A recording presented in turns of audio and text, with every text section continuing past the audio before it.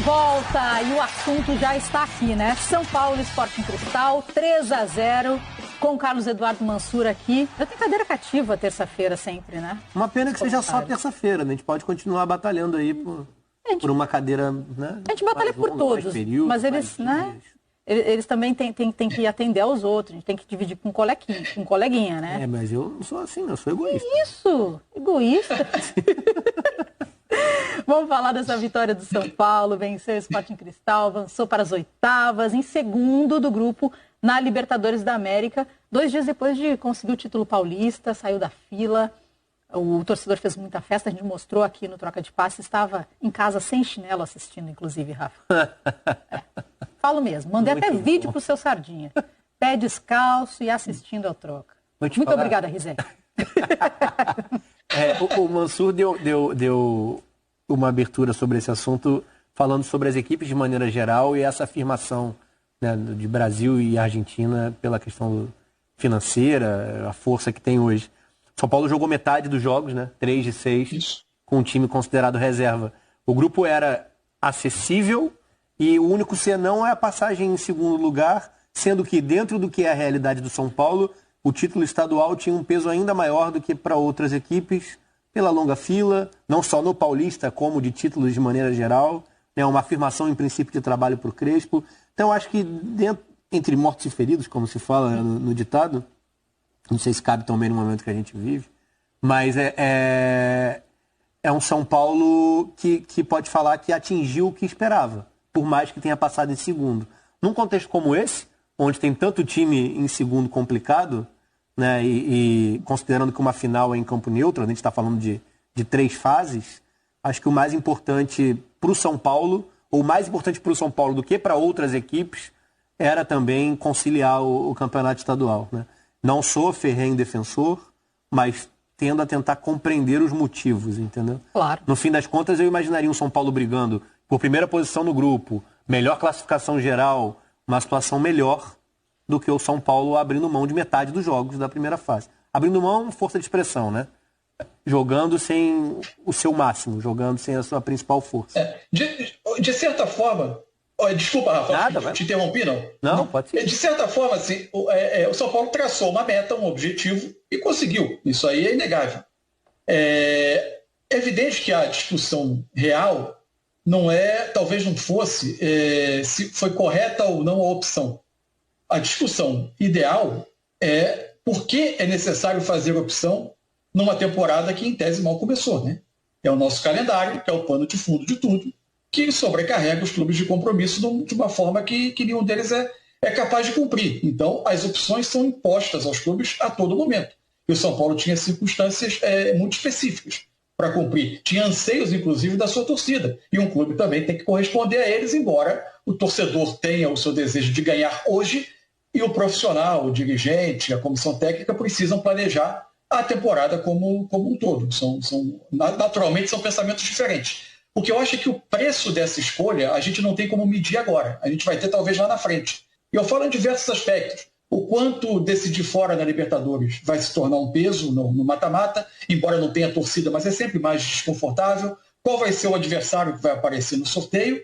E o São Paulo, que chegou à final do Paulista já com algumas questões físicas no elenco, que encerrou numa quinta-feira a participação no Campeonato Brasileiro de 2020, e no domingo estava jogando o Campeonato Paulista de 2021, e que teria continuado nessa batida, não fosse a paralisação pela pandemia, que houve em São Paulo, não houve em outros estados, e que acabou dando 2 semanas ali de um certo respiro a esse elenco, o quanto essa questão física vai se manifestar também na sequência dessa temporada. O preço a gente vai saber, por exemplo, lá na frente. Se, por exemplo, o São Paulo não ganhar outros campeonatos, o estadual vai sustentar a avaliação positiva da temporada? De que, de fato, o peso de ter saído da fila vai seguir não existindo? Ou ele volta porque o estadual não sustenta uma temporada vitoriosa, porque, de fato, a gente vive num mundo globalizado em que a percepção do estadual se alterou? Eu acho que essas respostas a gente vai ter mais adiante. No momento, é compreensível a escolha de São Paulo, ele aceitou pagar esse preço no momento e traçou metas e conseguiu atingir. Vamos colocar os números, então, dessa partida, para passarmos juntos, e o Rafael, que é o nosso matemático de plantão. Impressionante como ele manda bem. O jornalista, na essência, aquela piadinha da gente que A gente é jornalista porque número não O negócio passa. é letra, é falar, entendeu? Palavras, essa coisa toda. Gols, 3-0, enfim, resultado final. Posse de bola maior do São Paulo, 65% contra 35%. Aí vem o número mais impactante. Exato. Finalizações. Certas. Diretas ao gol, portanto. Seria bem improvável tomar um gol, né? A não ser que você fizesse um contra o próprio gol. Porque, né? Nenhuma. Gente, nenhuma. Isso chama muita atenção. Precisão de passes, 88% a 75%. Faltas cometidas muito mais para o lado do São Paulo, 15 contra 5. Cartões amarelos, 2 para o lado do Sporting Cristal, 1 para o São Paulo. Escanteios, 3-1. Vou passar para o Mansur também para ele falar justamente sobre essa falta de finalizações certas do Sporting Cristal, né? Frágil. Anulado. No total foram 16-3 o total de finalização, contando todos. Na verdade, os números dão a amostra do conforto que foi o jogo para o São Paulo. Foi um jogo absolutamente confortável, mesmo com as reservas. É óbvio que o São Paulo não teve a mesma fluidez com a bola que tem o time principal, não teve a mesma facilidade para jogar em termos de criação de jogadas, mas o jogo impôs muito pouco de dificuldade. O São Paulo teve um domínio amplo. Foi abrir o placar numa jogada de bola parada, né, no gol do Bruno Alves, mas no fim o jogo serviu também para observar algumas questões nesse time em tese, no papel de reservas, que a temporada já vem sinalizando, mas você tem algumas confirmações.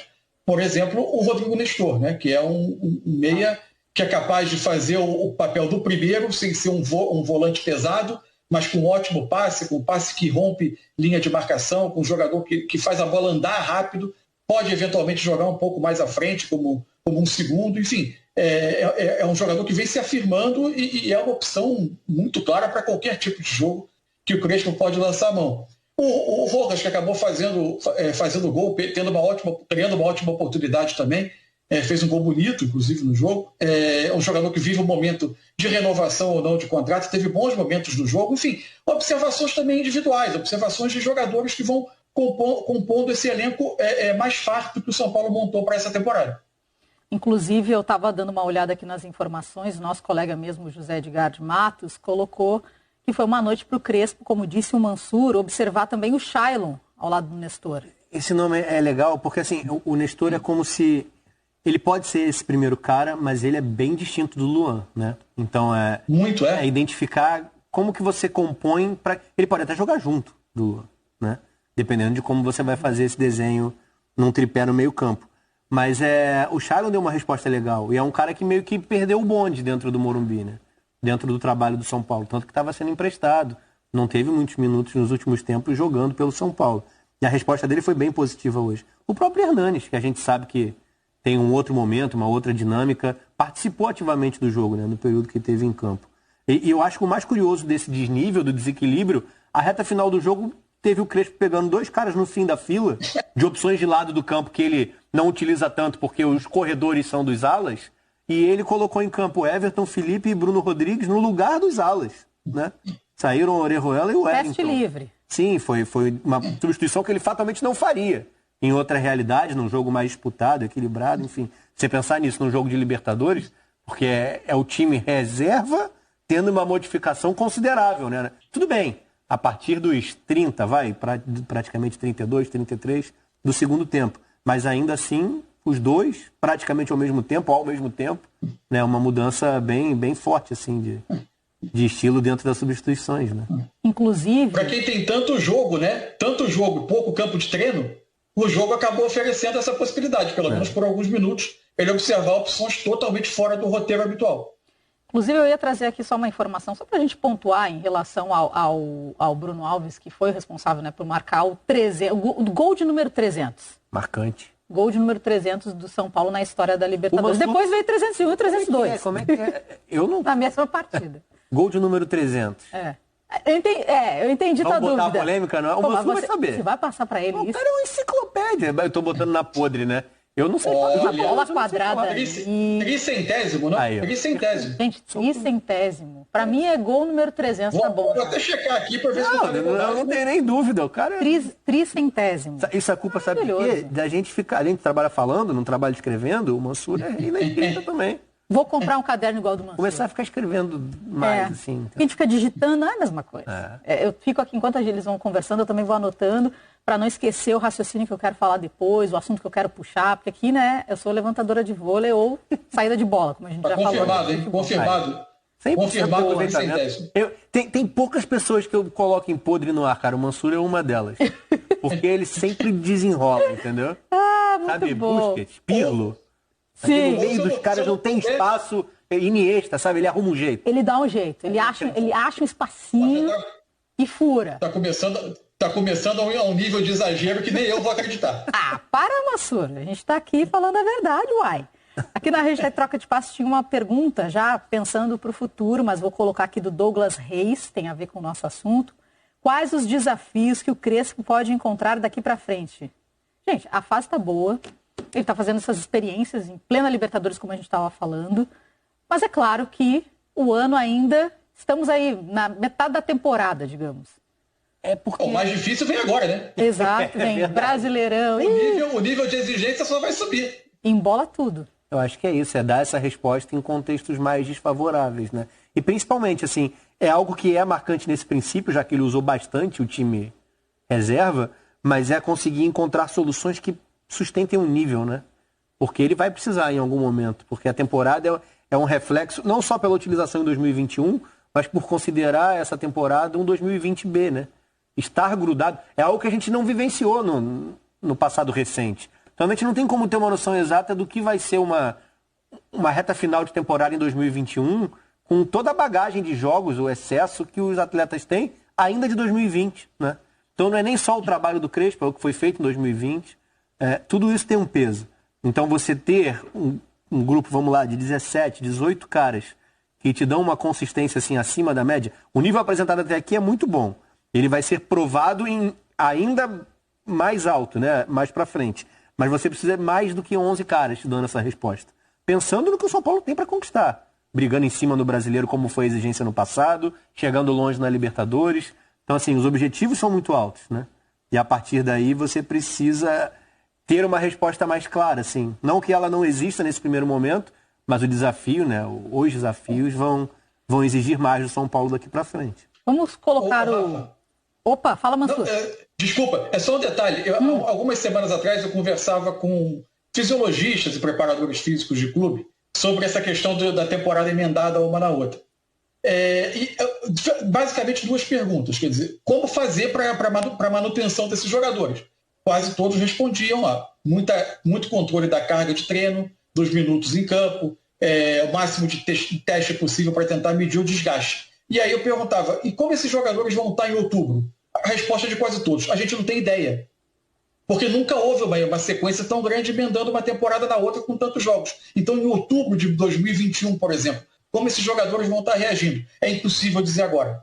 Quase ninguém, muita gente tem muito pouca noção do que espera esses atletas daqui, quando estiverem completando 14, 15 meses seguidos de futebol. Vamos colocar o grupo E. Aprendi que se fala E aqui no Rio, porque lá em Porto Alegre é grupo E. Mas, né? Tá certo mesmo, é grupo E. A, E, I, O, U. Então é grupo E. Eu não boto. Eu dou a catucada, mas eu não boto a catucada, bronca. Se quiser falar E, tá liberado. Então a gente tá vendo aí, ó. O Racing venceu o Rentistas por 3-0 na Argentina e se classificou na liderança do grupo E. E os 3 gols foram marcados pelo atacante Tomás. Mas falando agora do São Paulo, que é o mais importante aqui, pensando em brasileiros. Segundo, 11 pontos. Sporting Cristal Sul-Americana, com 4 pontos, passou em terceiro. E o Rentistas, adeus, em quarto, lanterninha, 3 pontos, conseguiu na fase de grupos. O Sporting Cristal tem muitas participações, é tradicional, mas é uma equipe frágil, né? Mesmo pensando agora já na próxima leva, né, de brasileiros dentro da Sul-Americana, não é um rival que eu ficaria incomodado de confrontar em ida e volta, não. Eu acho acessível, assim, pensando já em mata-mata de Sul-Americana. Acessível? Tranquilo? Porque ficou muito distante de tentar competir nesse grupo e se classificou pelo que é uma equipe, né, o Rentistas sem expressão na competição, assim. Acho que o Rentistas deixou até uma impressão mais legal por isso, com esses 3 pontos, e tendo segurado o São Paulo, tendo segurado o Racing, né, nas suas partidas em casa, do que o próprio Sporting Cristal, né? Bom, agora, os melhores momentos, portanto, desse 3-0 do São Paulo, com o Crespo fazendo várias experiências, como falávamos aqui anteriormente. Rafa, agora com imagem, fica melhor para a gente falar também dos detalhes. Gols do Bruno Alves, João Rojas, do Rojas, Bueno. Fala de novo, perdão. A bola que pega na trave, passa na frente do gol inteiro, assim, um baita... Mas ele, bem ou mal, né, conseguiu encontrar o caminho das redes numa bonita finalização também no segundo tempo. A gente tá vendo a questão do volume, né? Mesmo com uma equipe bem modificada, o São Paulo que mandou na partida inteira esse espaço na frente da área. O Hernanes aparecendo bem, ele não tem a dinâmica do Benítez, é óbvio que não. O funcionamento modifica um pouco, mas ainda assim ele encontrou esse espaço, né? Apareceu finalizando, participou ativamente do jogo. A importância dessa bola aérea também. Mais uma vez, o Benítez é um cara muito forte na cobrança de escanteio. Mas o Bruno Alves é muito forte nessa finalização, no jogo aéreo. Ele perde um pouco de espaço pelo que é a presença do Léo hoje. A qualidade, o pé esquerdo, a saída do São Paulo passa muito por esse lado esquerdo ali da trinca de defensores. Mas o Bruno Alves é um cara confiável, assim, que dá uma resposta também sempre que utilizado. E aí o que eu falava, né, do golaço do Rojas, que é chegado perto no primeiro tempo, mas que passa pela questão da renovação, né? Pelo valor, pelo custo que é pedido, depois de praticamente 2 anos de ausência, né? Passar para o Mansur também, agora com as oitavas da Libertadores apenas em julho, né? O São Paulo vai ficar concentrado para a disputa do Campeonato Brasileiro, já estreia contra o Fluminense às 9 horas da noite, Mansur. Portanto, presentaço, está classificado para a Libertadores, vai se preocupar depois com a Libertadores. A questão é que você, por um lado você pensa, você vai ter agora tempo para fazer esse time evoluir no modelo. Só que basicamente os times de elite do Brasil, os times que estão na Libertadores, os times de primeira divisão em geral do Brasil, porque os outros estão em Copa do Brasil também, os que estão em Libertadores estão em 3 competições, esses times vão buscar essa tentativa de evolução jogando, muito mais do que treinando. Não vai ser em campo de treino, corrigindo o erro, aperfeiçoando, experimentando. Isso, hoje eu vi até no GE lendo uma matéria sobre o Palmeiras, sobre o que pode ser feito a partir de agora com o calendário menos sacrificado. O calendário menos sacrificado é jogo de 3 em 3 dias e não de 48 em 48 horas, como vinha acontecendo. Esse é o calendário mais liberado. Enfim, vai ser tudo no campo, jogando, observando erros, acertos, conversando, vídeo, recuperando o jogador e botando em campo para jogar 3 dias depois. Treino vai ser muito raro ainda assim, com o fim dessa fase da Libertadores. Gente, tá tudo tão raro, né? O maior problema nesse sentido... Olhar um treino de perto, então, agora, impossível. Não, ainda tem essa questão para o nosso lado. Também tem arquivos ainda, de quando era possível fazer isso. O grande peso também é que a relevância do resultado, né? Quarta e domingo. Então, se você resolve problemas que os jogos te impõem nos outros jogos, só que você precisa vencer toda quarta e domingo, você não evolui como imagina, né? É muito diferente treinar para evoluir, por mais que você precise transferir e aplicar no jogo para ter noção se isso está te dando a resposta que se imagina, mas eu falo em qualidade. A qualidade do jogo é comprometida pelo lado emocional, pela necessidade do resultado. Então é claro que é importante, que forja time vencedor, que a evolução dentro dos jogos é fundamental, mas a gente lida mal com a necessidade do resultado para ontem. E ela influencia no desenvolvimento do jogo. Se não vem no treino e tem que vir no jogo, como é que vai vir no jogo se eu tenho que ganhar a qualquer custo? Para manter emprego, enfim... Cara, é pesada a situação. A conta aqui não fecha, não. Claro que não. Não, é impossível. Vamos para mais um intervalo? Hashtag troca de passes. Bruno Vieira colocou: São Paulo vem forte para essa temporada. Estou muito esperançoso. Continue assim e também continue ligado aqui no Troca de Passes. Até já.